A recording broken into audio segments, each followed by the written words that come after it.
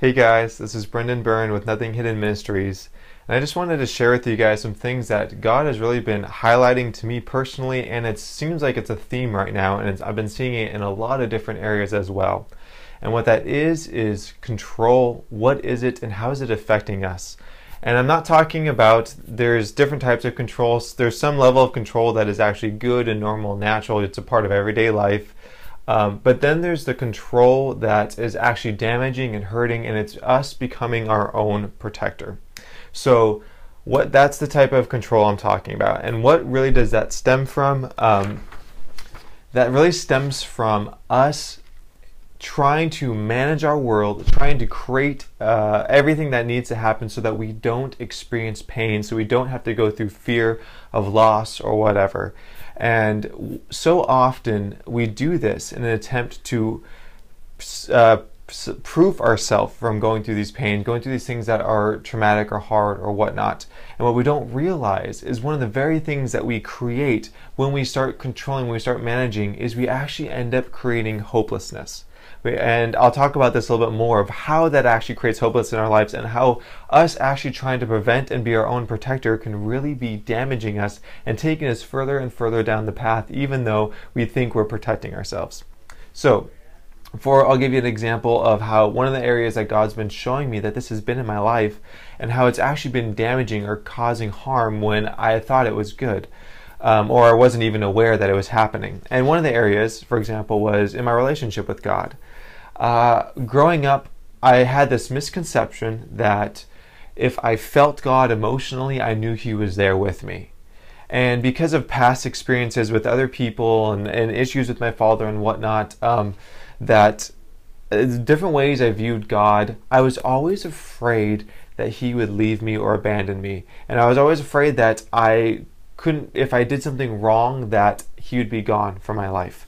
And so I would find times when I would feel God, like if I was worshiping or if I was reading the Bible in a season of my life, I go, oh, when I read the Bible, I really get to feel God. I love this. I want to make sure this happens. But I would also be afraid of losing the emotion of Him being close to me. I'd also be afraid of losing that connection that felt so good. So in my attempt to protect myself from feeling left by God or feeling abandoned by God, I would start to control the situation. I would create my own equation saying, oh, if I feel God when I am reading the Bible, then I can just keep reading the Bible, and whenever I need to feel God, I'll read the Bible. And I have this equation for my relationship with God. When I need Him, I do this. Or in other seasons it was worship, or in other seasons it was ministry to other people. But what would happen is originally when I would start reading the Bible, it happened out of relationship, out of desire to get connected to God. And then it would start to shift. And it would shift into, I'm doing it more out of fear of losing the connection. Fear became my motivation. I'm scared that I'm not going to be connected to God, or I'm scared I'm starting to feel my emotions diminish. So I need to control this thing and get back this thing that I'm so afraid of losing, which is that connection with God, that intimacy with God. And what would happen is, this has been a cycle in my life, and I'm just now getting to see a broader picture. I feel like God is revealing some unhealthy patterns in my life. And I feel like what he's showing me is that every time I turn to control and try to create an equation, try to create a world where I could never experience loss, pain, or hurt, every time I did that, hopelessness would soon follow.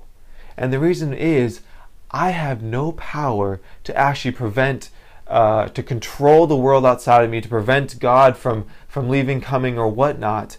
But when I would realize how little power I have, and all I would do is I would try harder. Ooh, I need to try this. I need to worship even more. Oh, I need to read my Bible even more. And I need to do this equation to get God back. And instead of stepping back and saying, hey, I can't control this area, and I can't stifle freedom of relationship with trying to put it into an equation. And so actually every time I did do that, I would feel more hopeless, because I would feel my own inability to force this situation. So I hope that makes sense. But so one of the things that God was showing me is to really let go of control, to really, what does that look like to let go of control? What does that look like to actually move from the place of managing to freedom? And it's scary, but it's allowing ourselves to have the potential to experience the very pain that we're scared of feeling.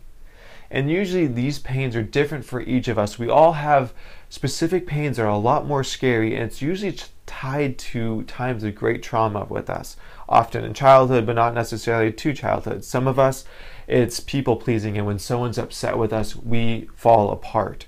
Or for some of us, it's our image, and we have to maintain control of how people see us and think that we're have all of our ducks in a row and have everything together.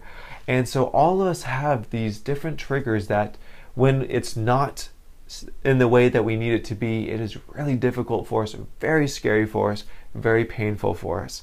And so what do we do? How do we release control of these areas and stop being our own protector? Stop trying to manage the world so we never have to feel uncomfort in these areas that really scare us. And the answer is we have to allow ourselves to be able to stay in the pain, stay in the fear of the pain, the fear of the potential pain, whatever it is, not run from it, and in that, surrender to God. Now, I know that term and phrase is used so often, but I'm sure we've all experienced trying our best to control and manage our world, trying our best to keep ourselves from pain and not being able to do a good job. The truth is, we cannot be our own protector. We cannot take on that burden, and when we do, we start to feel the hopelessness of how weak and incompetent we are.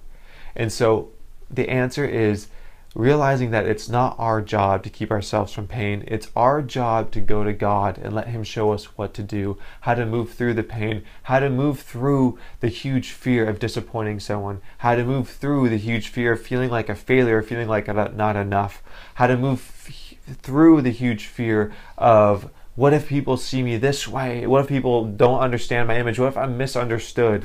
So I need to control and I need to manage and make sure that never happens. How we can move through those fears, and instead of controlling to try and avoid the fears, surrendering to God, inviting Him into the areas of pain and allowing that to happen. And one of the coolest things that I've seen is, as I said, inviting freedom into your life is scary. It means there's a potential for you to be hurt. It means there's a potential to go through pain. But the truth is, God's given us everything we need to make it through those times when we're hurt or disappointed. And we can go through it with Him and come out clean on the other side. But when we don't allow freedom in, we actually end up creating a prison around ourselves. And we create this world and try and manage this world, and it's exhausting trying to manage your world, trying to keep hurt and pain from coming up.